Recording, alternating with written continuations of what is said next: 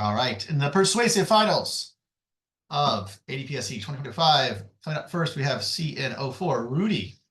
The floor is yours.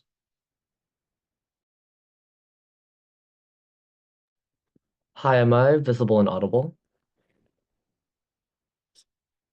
All right, thank you. I'll start on my first word.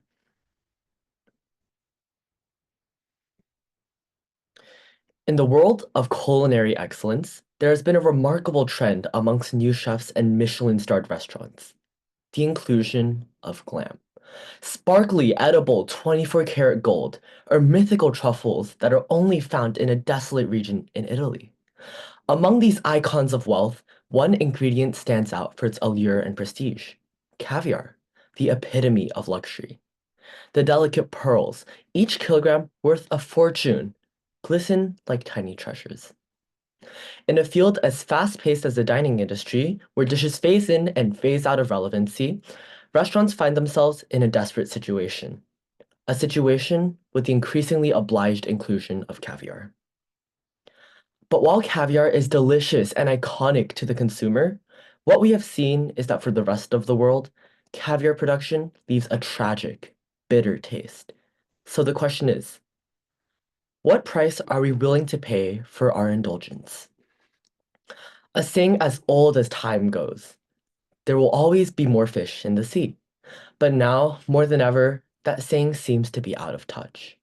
According to National Geographic, fish species have declined in population by 76% in the last 50 years. By 2050, there will be more plastic in the sea than fish, which is purely absurd.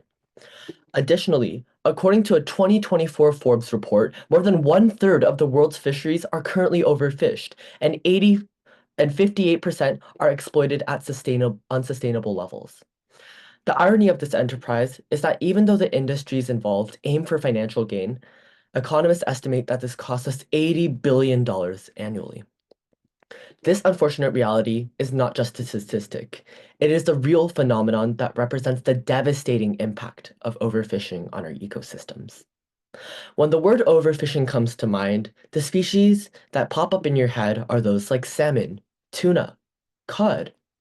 Yet one of the most overlooked victims of this crisis is the sturgeon. Sturgeons are ancient fish that have existed for well over 200 million years. Each grows up to be around 9 feet tall and has a lifespan of over 100 years. Yet we as humans continue to whittle this number down, down, and down, just like so with so many other species. Most are not familiar with the fish, but the eggs, they are popular. These are the eggs that are brutally harvested from fish that are slit open at the stomach for caviar and then tossed away, left to die. After all, we are the apex species, so all other species can be treated without dignity or thought, right? The UN classified sturgeons, the main source of caviar production, as keystone species, meaning that they are vital to the ecosystem's smooth running. While not at the top of the food chain, they still play a crucial role in the health of our waters. Without the sturgeon species to regulate the ecosystem, the delicate balance of the oceans would likely tilt or even crumble in a trophic cascade. With the rate of the imbalance like the one that we have seen in recent years, many other species may follow suit and perish. Now stay with me here. So what can we attribute these problems all to? Overfishing. Global demand for sturgeon eggs, for caviar, is estimated at 465 million US dollars in 2023 and will reach $1 billion by the next decade. However, the soaring demand starkly contrasts with the historical decline in sturgeon populations. The National Oceanic and Atmospheric Administration reported that in the late 1800s, 7 million pounds of sturgeon were caught. By 1905, it plummeted to about 20,000 pounds. By 1989, only 400 pounds were recorded. In fact, the World Wildlife Fund calls sturgeons the most endangered species group in the world. All 27 species of sturgeon are endangered. Two-thirds are critically endangered. The ship sturgeon is officially extinct. In the search for luxurious food, the greed for these edible pearls has almost cost these species their entire existence. So what can we do? For starters, Government legislation, sturgeon conservation efforts, such as the Endangered Species Act of 1973 and illegal sturgeon fishing in critically endangered habitats, are helping massively. Additional solutions include fish farming, raising fish in controlled environments and reducing the need to hunt and poach these endangered species. Furthermore, restaurants can introduce invasive species as an alternative food source to satiate the desire to eat exotic foods that seem to have luxury written all over them.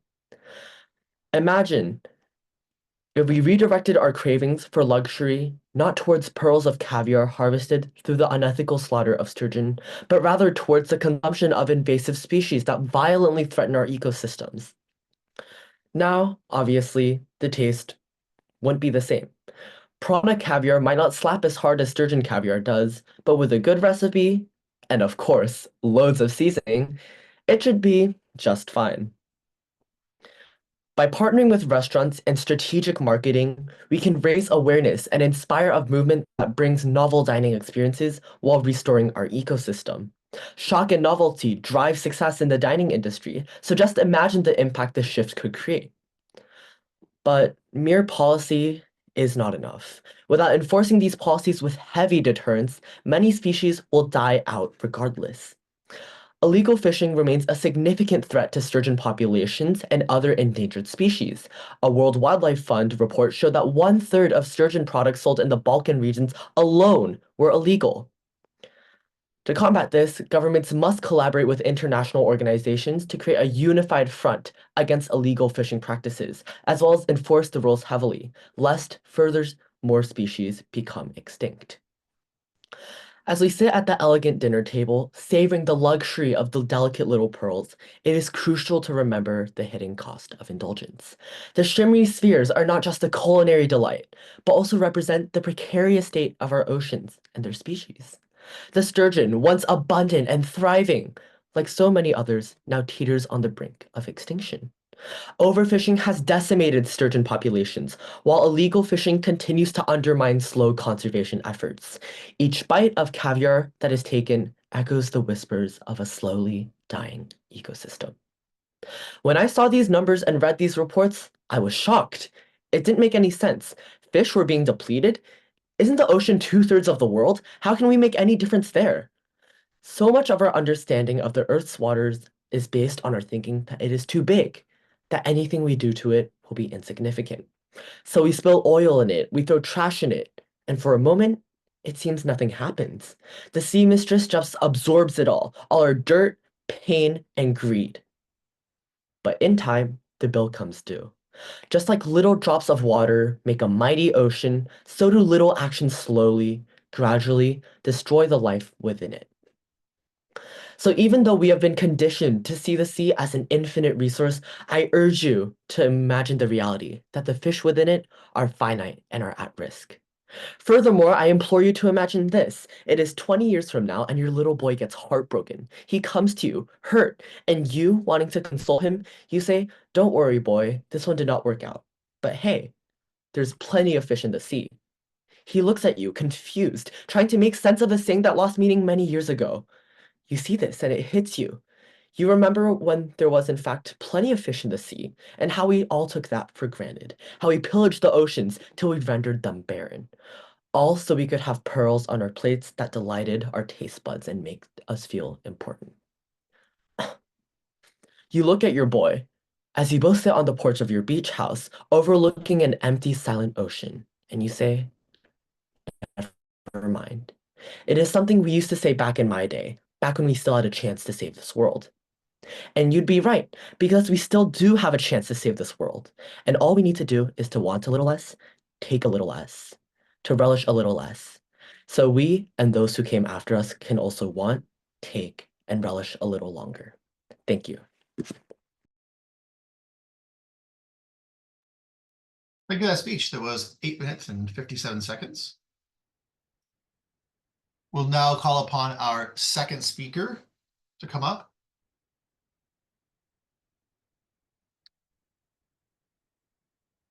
That is Andrea Chau, code HK01. Andrea, the floor is yours. Okay, sorry, can I just confirm that I'm audible? Okay, thank you. My timer's down here. That's why I'm looking down.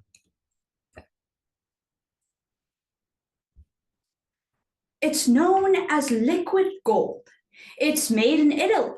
It's a substance you typically dip bread into. Can you guess what it is? I'm talking about olive oil. From falafel to salads to soups, olive oil simply makes food better. So it's no surprise that olive oil is in the top 10 most consumed oils in the world. Every year, we eat 3.4 million tons of olive oil, which is equivalent to 1,300 Olympic-sized swimming pools. However, olive oil isn't always golden. Out of the 1,300 pools of olive oil we consume, over 900 of those are criminal. According to a New York Times best-selling book, Extra Virginity, over 70% of cheaper olive oils are produced by the Italian mafia, or agro-mafia. Now, the name sounds fancy, which makes sense given that their business is worth over 25 billion euros. But don't let that fool you. They're a corrupt network of producers that lace olive oil with a dash of human trafficking and hints of inedible chemicals. To find out how they got there, let's take a deep dive into olive oil. The agro-mafia's supply chain, I mean. The nefarious business of the agro-mafia starts in the countryside of Italy. And no, I'm not talking about the vibrant emerald fields, but the gray plot of land next door that looks and smells like a landfill. It's otherwise known as Campobello di Mazzara, and in between the piles of trash that lay within it lie makeshift tents and huts that are home to 1,200 olive farmers. You see, the agro-mafia has lured these farmers, who are African migrants, into debt traps with the help of local intermediaries. Desperate to escape their war-torn countries, migrants will promise to pay thousands of euros for refuge in Italy. But with no money and no means to work legally, they are forced to pay back their debt by working illegally as slaves for the agro-mafia. Migrants like Amadou, a 52-year-old from Senegal, have no choice but to get up at 5 a.m. and pluck olives for 14 hours in temperatures up to 40 degrees Celsius, only to be paid a mere 2 euros an hour. He returns to his tent where there is no running water, sewage system, or electricity. He will have another restless night before he gets up and does the same thing again. But he is one of the lucky ones. Victims of drug abuse, sexual blackmail, and crime are also common. According to the Italian Federation of Agro-Industrial Workers, over 420,000 migrants are exploited by the agro-mafia. And this problem is here to stay, as enslaving refugees is insanely profitable for the agro-mafia, grossing over 5 billion euros a year. Just imagine the blood, sweat, and tears that have gone into each drop of olive oil you've consumed. But even if Amadou's world feels too far from yours, the agro-mafia isn't just knocking on his door, it's knocking on yours too. Think about how olive oil tastes. It's actually supposed to be bitter, peppery, and fruity. All the things that we don't normally associate with olive oil. That's because the agro-mafia has been tainting our olive oil for a long time.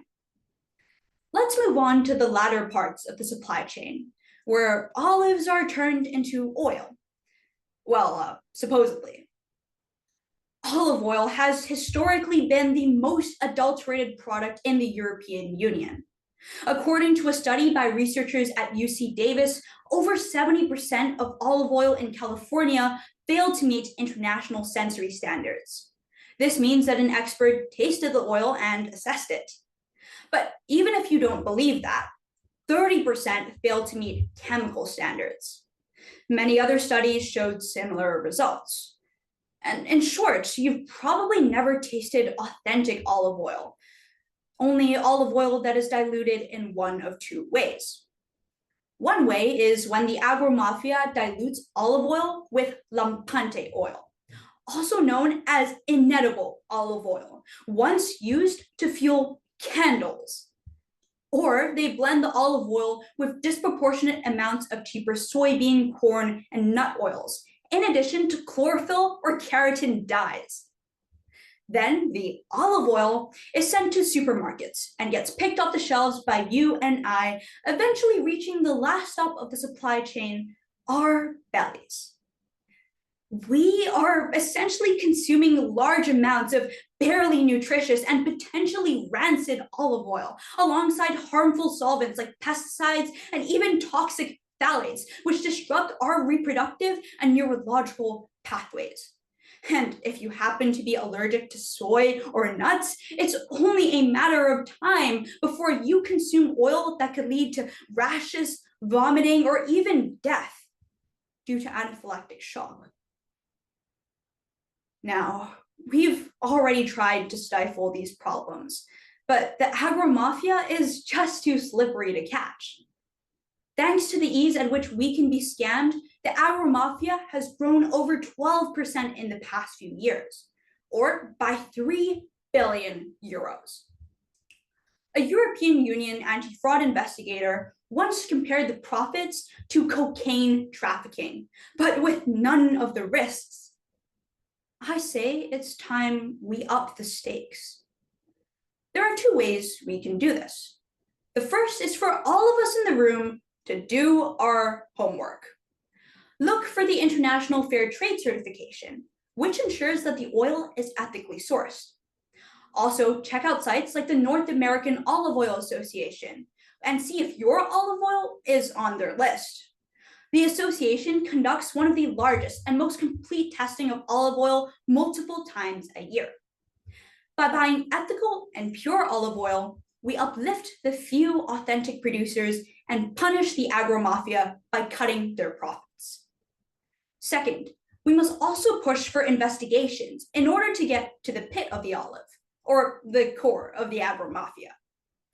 The Yellow Gold operation, for one, led to the arrest of 24 individuals working for the agro-mafia, seizing of 150,000 liters of fake olive oil valued at around 1.2 million euros. But this only worked because of the collaboration of Europol, Eurojust, the Italian NAS Carabinieri, and local offices around Germany. The agro-mafia thrives by playing hide and seek, so we must push for more international action instead of just playing whack-a-mole. When you go to the supermarket in the next few days, know that 7 out of the 10 bottles of olive oil you see is made by the agro-mafia.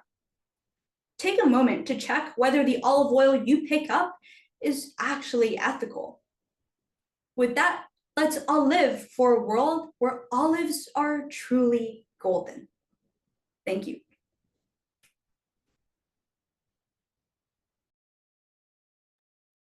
All right, thank you for that wonderful speech. That was 8 minutes and 22 seconds long. We are now ready, let's write the time down, for our third speaker, our penultimate speaker for this round. If we could get the next speaker to come up, that is Limax Jin Wung. Please come up. The floor is yours. Great. Am I audible and visible?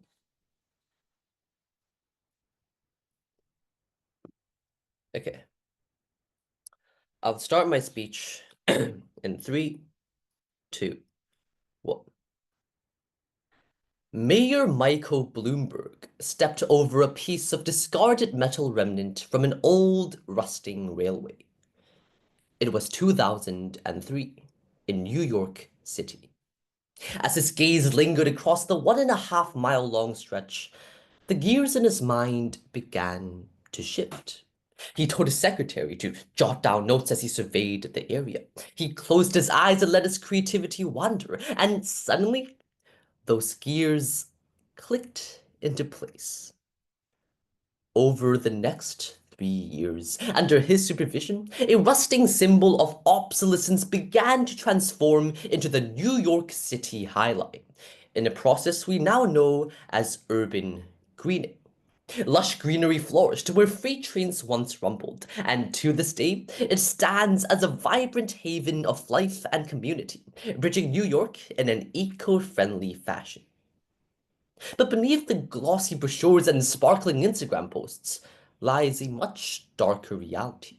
Shortly after the creation of the High Line, billions of dollars have spurred in real estate investment, and property values in the High Line skyrocketed by over 100%.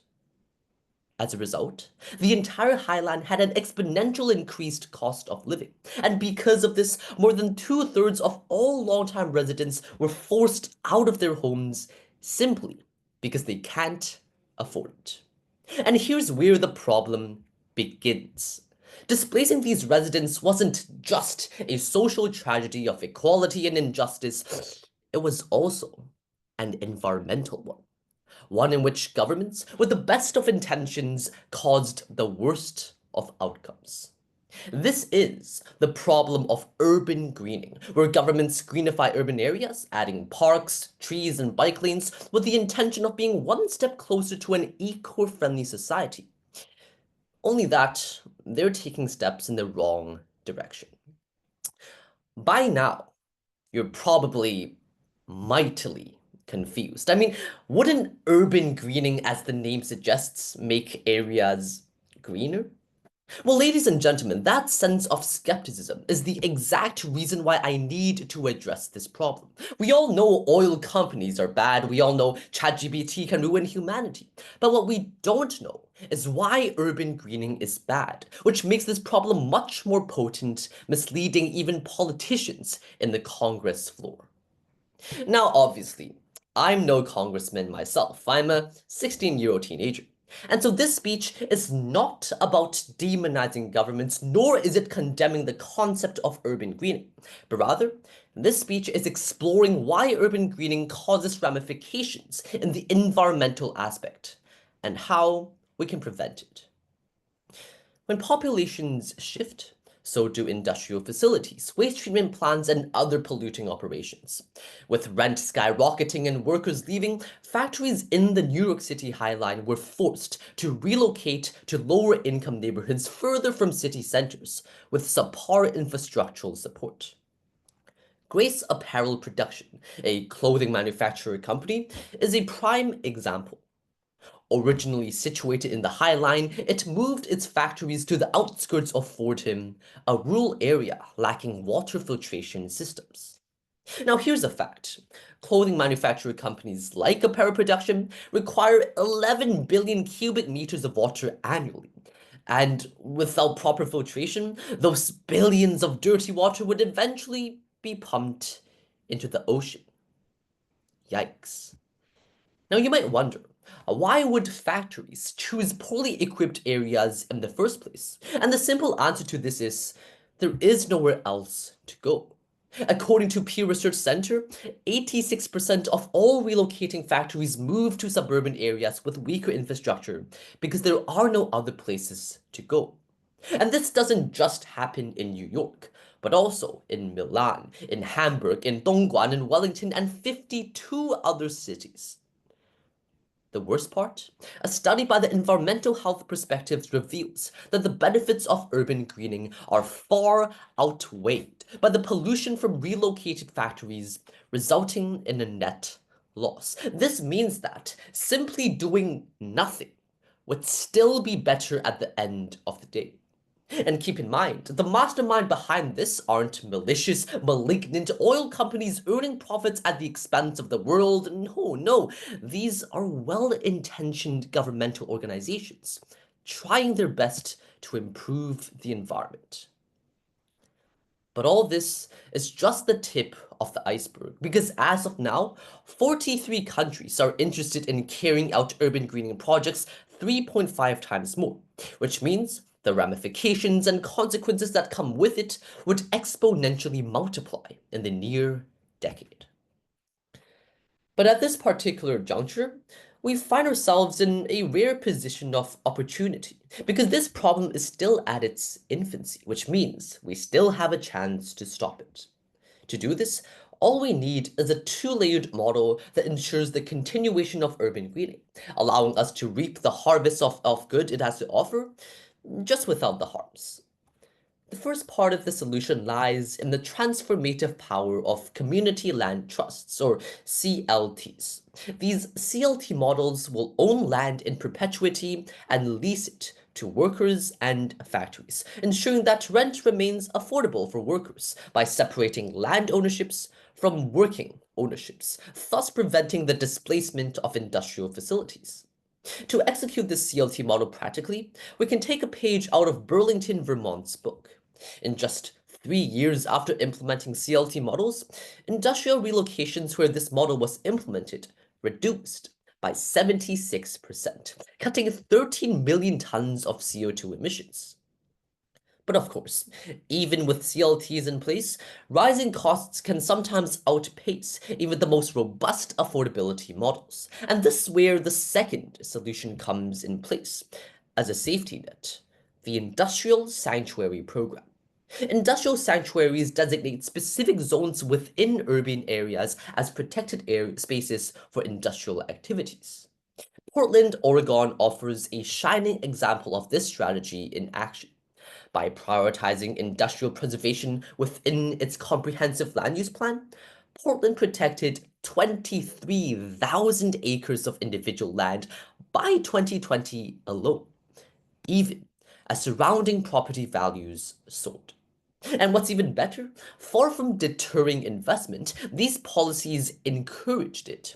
Industrial sanctuaries in Portland attracted 12% more investment in greenification projects compared to areas without such models. This demonstrates that we don't have to pit economic growth against environmental progress. We can have both. Together, these two solutions shows us that it is possible to create cities that are both equitable and sustainable.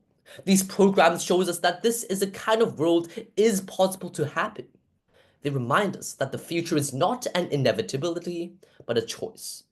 A choice we have the power to make now.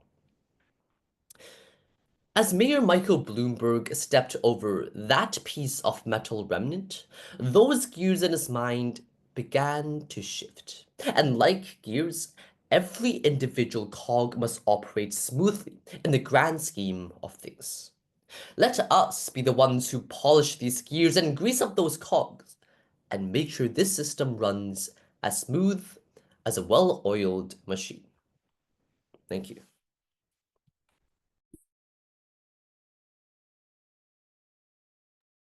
Take that. It was an 8-minute and 41-second speech. And with that, we will turn to our final persuasive speaker. We're going to call to the floor here CN01, Caridee Chau. The floor is yours. Am I audible and visible?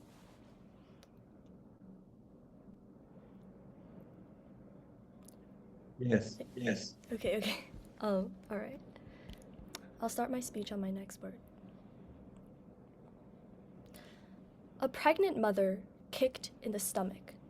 A victim of assault, unable to sleep even 10 months after she had been strangled with a cord. A worker told to resume their work the minute they regained consciousness after being knocked out by a punch to the throat. All 3 victims were nurses on duty. According to a Forbes study, nurses, more than professional kickboxers, more than even police officers, have the most dangerous job due to workplace violence. On top of their very lives being threatened by diseases, bacteria, extreme stress, and their own patients, workers in this profession also face the 3rd largest salary cuts in the world. So it's no wonder that 90% of those currently employed plan to quit within a year. And though nobody deserves the treatment nurses are getting, it's also worth noting that these inhumane conditions would be utterly unacceptable in almost any other line of work. So, let's dissect the issue, its origins, and its solution. First, just like nurses do, let's diagnose the problem. What if I told you everything I just said was only the tip of the iceberg, that 12-hour shifts are the standard and can be extended at a moment's notice during medical emergencies? That, for nurses, violent assaults of all forms are regular occurrences according to the WHO, and that 86.5% of nurses reported having experienced workplace violence within just the past 6 months. Yet, these are mere symptoms of a deeper problem. So secondly, let's trace the problem back to patient 0. Where did this issue originate? Why are we sandpapering our own lifelines? All signs point to 2 root causes: hospital greed and the persistent diminishment of nurses' value. See, all hospitals, even state-owned ones, have budgets, but the problem is that this incentivizes them to put profit over patient. The National Institutes of Health estimate around 50% of hospital budgets consist of nurses' salaries. The result is a cheap, cash-saving tactic employed by hospitals all around the globe: flex staffing. Built on the assumption that nurses can just multitask, flex staffing flexes for the bare minimum amount of nurses needed to keep the hospital running, increasing nurses' workloads and stress. The World Health Organization predicts a shortage of 4.5 million nurses by the year 2030.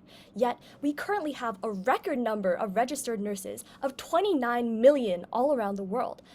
The numbers clearly don't add up, and the glaring discrepancy is accounted for by hospitals who intentionally understaff to save money. But saving money comes at the expense of saving lives.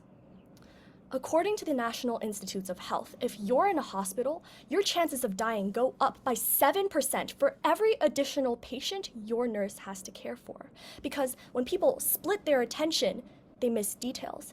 And that means missing a warning sign, overlooking a symptom, and letting errors go unnoticed. Ultimately, it means losing grip on patient care. So understaffing means that every budget cut shrinks people's chances of survival. It means that flex staffers have blood on their hands, that people die preventable deaths, and more than anything, it proves that while human greed is deplorable, hospital greed is lethal.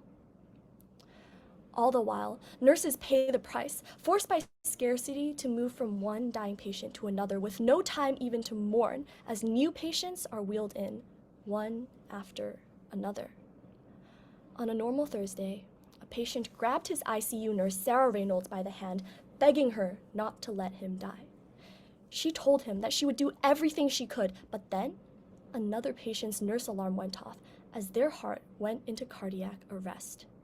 In that moment, Reynolds said she felt ready to fall apart, ready to give up, but she couldn't, because as quickly as those beds were cleaned, new patients on the brink of death were wheeled in. This is the suffocating day in the life of a nurse, riddled with emotional fatigue and grief. So it's no wonder that it's immensely difficult for them to imagine even coming back to work the next day, let alone next year. And for people standing at the front lines of humanity, nurses are immensely underappreciated. Though nurses undergo years of medical schooling, they're seldom recognized and respected for it. In fact, the National Institutes of Health determined that the leading cause of nurse violence was the perception that they were inexperienced, when in reality, they're anything but. But on top of providing medical treatments, the bedside interactions involved in being a nurse means there is a high standard of care and attention. So not only are nurses responsible for administering medication, performing diagnostic tests, dressing wounds, and emergency response, but they're also responsible for emotional support, helping with dressing, bathing, and eating where necessary. Yet, according to National Nurses United, 8 in 10 nurses have experienced verbal onslaughts, physical attacks, and sexual harassment. And that's not even counting the fact that they expose themselves to deadly pathogens and fatal bacteria every single day, put their leisure on hold, and willingly put their lives on the line to save ours. These are people who have seen humanity at its worst. Yet, it seems like we're giving the least to those who sacrifice the most. So, thirdly, We need to ask ourselves, what is the cure to this pernicious yet overlooked assault on humanity that has infected our healthcare system? How can we stop this epidemic of apathy? The three-part solution is simple. First, Pennsylvania and Illinois both have bills pending that would set a fixed nurse-to-patient ratio, ensuring that flex staffing doesn't get in the way of patient care. In California, where a common-sense bill like this did pass, more nurses were hired, more nurses stayed in their jobs, and more patients survived and recovered. When nurses were assigned a safe number of patients, nurse violence subsequently decreased by over 55%. The results are tangible. Secondly, we must increase the safeguards against physical and verbal abuse of healthcare workers. By training hospital staff in de-escalation techniques against the grief and anguish-driven rage uniquely seen in medical settings, and increasing the legal consequences for physical and verbal assault on healthcare workers, we can both prevent and deter violence against nurses. Thirdly, to stop nurses' pay cuts, the medical minimum wage should be expanded to include the hours worked overtime during medical emergencies to restrain the vicious grip of corporate greed on nurses' salaries. In 2024, 59% of those surveyed globally believed nurses were underpaid. Now, all we have to do is convert this belief into material change. The very least we can do is vote for similar policies, phone our senators, sign petitions, and show genuine appreciation for the unsung heroes holding society up by their shoulders. To recognize their sacrifice, to cure the hatred, mend our wounds, and begin to heal. Together, we will nurse this broken system back to health. Thank you.